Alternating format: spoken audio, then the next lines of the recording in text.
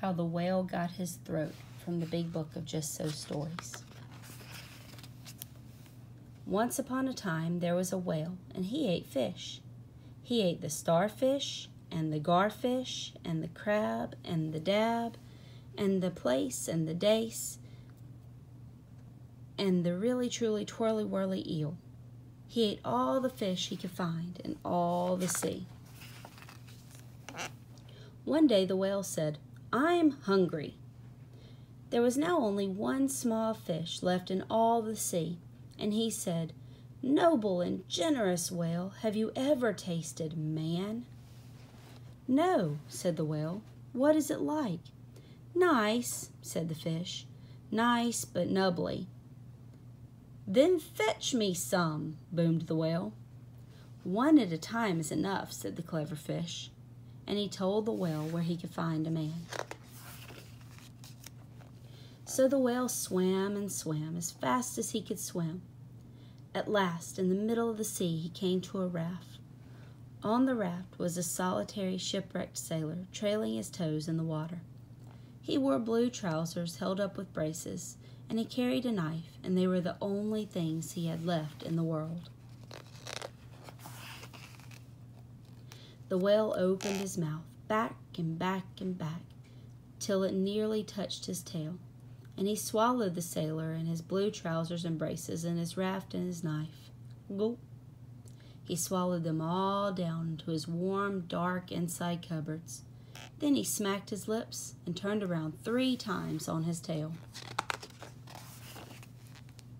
But as soon as the sailor found himself inside the whale's warm, dark inside cupboards, he thumped, and he bumped, and he stumped, and he jumped, and he hit, and he bit, and he banged, and he clanged, and he hopped, and he dropped, and he prowled, and he howled, and he danced hornpipes where he shouldn't.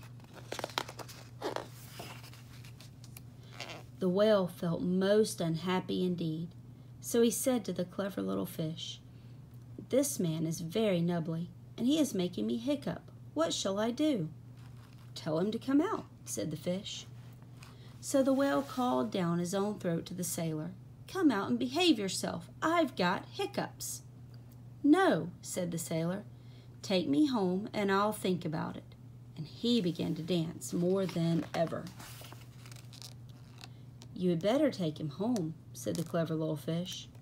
So the whale swam and swam and swam with both flippers and his tail as hard as he could with his hiccups. But while the whale was swimming, the sailor took his knife and cut up his raft to make a little square grating all running crisscross. He tied it firm with his braces, and he wedged that grating good and tight into the whale's throat, and there it stuck. At last the whale saw the shore, and he rushed halfway up the beach and opened his mouth wide and wide and wide and said, "We're at your stop. Time to go." The sailor stepped out on the beach and went home, where he married and lived happily ever after.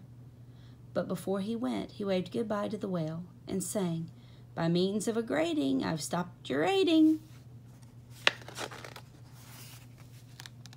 The clever little fish went and hid himself in the mud just under the door of the equator. He was afraid that the whale might be angry with him.